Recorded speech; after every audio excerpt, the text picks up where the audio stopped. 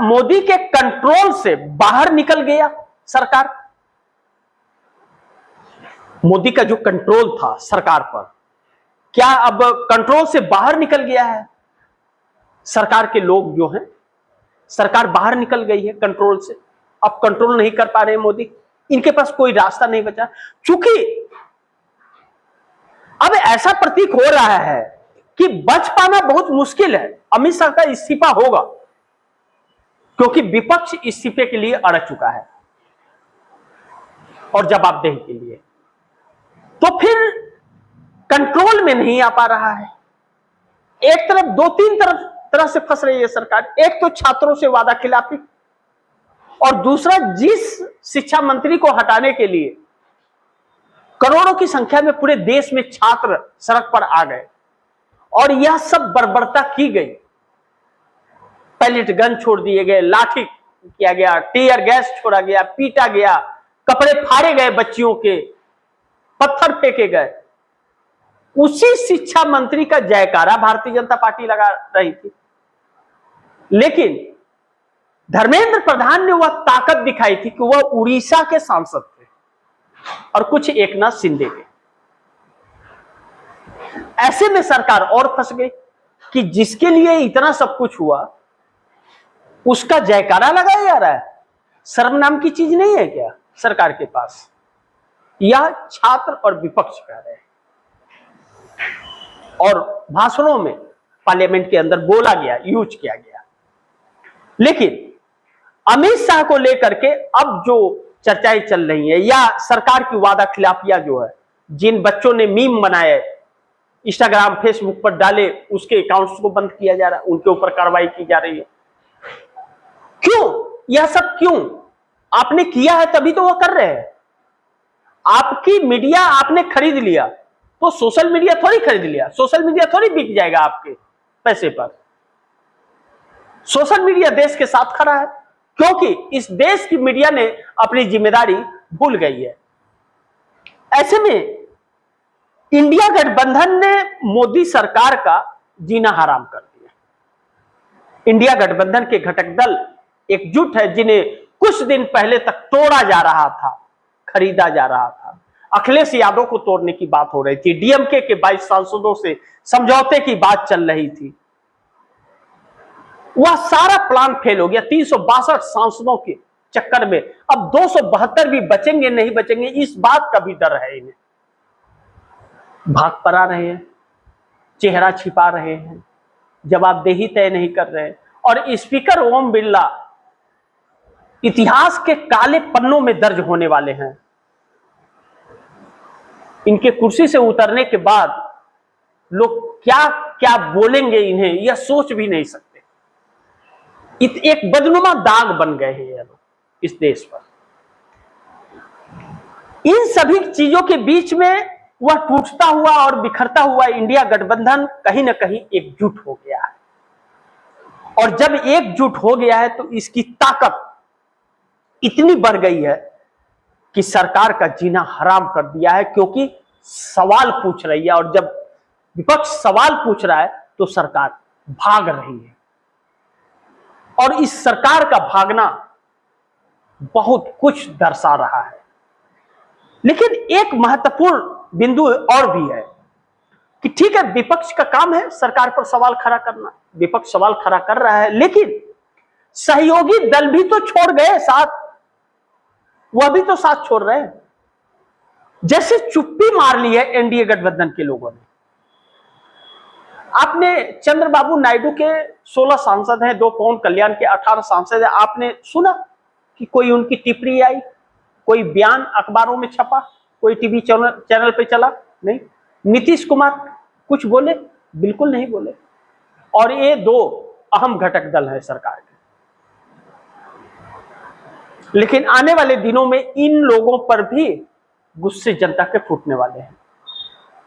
अब मोदी सरकार कहीं ना कहीं जो मजबूर कर रही है छात्रों के ऊपर, जो प्रताड़ित कर रही है छात्रों को अलग अलग तरीके से, छात्रों को मजबूर कर रही है सत्ता में आने के लिए, इस सरकार के खिलाफ फिर से प्रोटेस्ट करने के लिए। सत्ता का घमंड जैसे लग रहा है कि अभी भी टूटा नहीं है। लेकिन अभी चंद दिनों पहले की बात है, 20 जुलाई की हुई, संसद तक पहुंचे थे छात्र। क्या मजबूर कर रहे हैं इस देश की जनता को? क्या आपने बांग्लादेश से कोई सबक नहीं लिया? नेपाल से सबक नहीं लिया? 20 जुलाई से आपने सबक नहीं लिया सरकार ने कि 20 जुलाई को भारत में क्या क्या हुआ और सरकार किस हद तक गिर गई? इस हद तक कोई सरकार कभी गिर नहीं सकती। सत्ता को बचाए रखने के लिए और कितना गिरेगी यह सरकार। और विपक्ष अलग अलग हथकंडे अपना रहा है जब, तो पीएम दफ्तर में घमासान मच रहा है। पीएम दफ्तर के अंदर घमासान इस बात पर भी है कि मोदी का कंट्रोल जो है ना पार्टी के ऊपर या सरकार के ऊपर, वह खत्म हो रहा है। पूरी तरह से मोदी का कंट्रोल खत्म हो रहा है सरकार और पार्टी दोनों के ऊपर से, क्योंकि भारतीय जनता पार्टी के ही नेताओं के बच्चे इस प्रोटेस्ट में भी जा रहे हैं, सरकार को भी कोस रहे हैं, बाप को भी कोस रहे हैं कि कैसी पार्टी का नेता है कि उस पार्टी की सरकार है और वह बच्चों के भविष्य के साथ खिलवाड़ कर रही है। तो उन्हें भी शर्मिंदगी महसूस हो रही है। तो कब तक मोदी साहब के पाप को कब तक वह अपने सर पे ढोएंगे? अपने बच्चों से कब तक लड़ते रहेंगे? जब बच्चे ही खुश नहीं रहेंगे तो ऐसी सरकार से साथ रख के उनको क्या मिलेगा? तो ऐसे में एक टकराव भी इस सरकार के अंदर बढ़ रहा है। लेकिन इसी के साथ साथ जो बार बार लोकसभा स्थगित हो रहा है या छात्र जिस तरह से आक्रोशित हो रहे हैं, अगर सरकार अपनी रणनीति बनाएगी तो वह छात्र भी तो रणनीति बनाएंगे। वो तो पढ़े लिखे लोग हैं, इसमें तो अनपढ़ भी हैं लेकिन उधर तो पढ़े लिखे हैं। इसमें गौमूत्र और गोबर की बात करने वाले हैं, वहां चांद पर जाने की बात करने वाले हैं बच्चे, उसके लिए टेक्निक अपनाते हैं। यह लोग क्या अपनाते हैं कि गाय गोबर और नाले से गैस निकाल के गैस जलाएंगे, पाइप लगा के गैस जलाएंगे? जला तो नहीं। ऑपरेशन सिंदूर में तो रडार को नहीं प्रधानमंत्री पहचान पाए। कहां गए भगवान? कनेक्शन टूट गया है क्या? तो यह सरकार बहुत बुरी तरह से फंसी हुई है। लेकिन सबसे बड़ी महत्वपूर्ण है कि इतना कुछ होने के बाद भी जवाबदेही क्यों नहीं? यही तो विपक्ष कह रहा है कि जवाबदेही तय कीजिए। 12 साल से छुट्टा साड़ बने हुए थे, अब तो खैर लाइन में आ जाइए। 12 साल से कोई जवाबदेही नहीं थी। प्रधानमंत्री एक बार प्रेस कॉन्फ्रेंस नहीं करेगा। आम चूस के खाते हैं या काट के खाते हैं, पूछते हैं पत्रकार, ऐसा इंटरव्यू देते हैं। कभी कहेंगे कि मैं तो ऊपर से टपका हुआ हूं, 56 इंच का सीना है, तो बच्चों ने बता दिया कि 56 इंच का छोटा बंदर भाग नरेंद्र, भाग नरेंद्र। और भागी तो रहे हैं और कर क्या रहे हैं, और साथ साथ गृह मंत्री को भी भगा रहे हैं। तो क्या यह मान ले कि 2 गुजराती भाई अब झोला पैक कर रहे हैं, झोला उठाने की तैयारी है, या फिर कोई और षड्यंत्र रच रहे हैं इन छात्रों के लिए और इस देश के प्रति? क्योंकि यह संदेह के घेरे में थे, हैं और आगे भी रहेंगे, क्योंकि यह विश्वसनीय लोग हैं ही नहीं।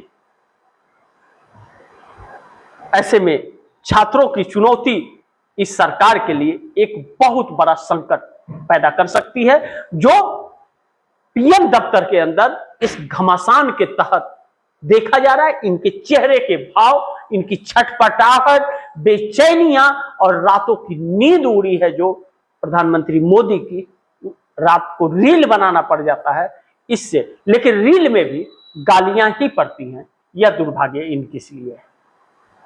ऐसे में इन बच्चों का कैसे भला होगा?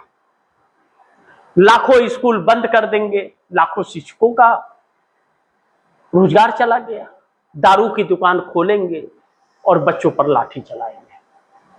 और जो व्यक्ति अपने घर में बहन बेटियों की सम्मान नहीं कर सका, वह इन बच्चियों को क्या करेगा? तो बच्चियों की बर्बरता पर दुनिया थूक रही है, लेकिन इन्हें कोई शर्म लाशर्म है नहीं, यह सच्चाई है। बाकी आप दर्शक क्या सोचते हैं, आप दर्शकों की क्या राय है, क्या सुझाव है, कमेंट बॉक्स में जरूर दीजिएगा। इस खबर को ज्यादा से ज्यादा शेयर कीजिए, अपने दोस्तों को भी कहिएगा आगे शेयर करें। और आपने अगर टीबीटीएफडी इंडिया को सब्सक्राइब नहीं किया, सब्सक्राइब कर लीजिए, अपने दोस्तों को भी कहिएगा सब्सक्राइब करें। मिलते हैं अगली खबर के साथ, तब तक के लिए नमस्कार।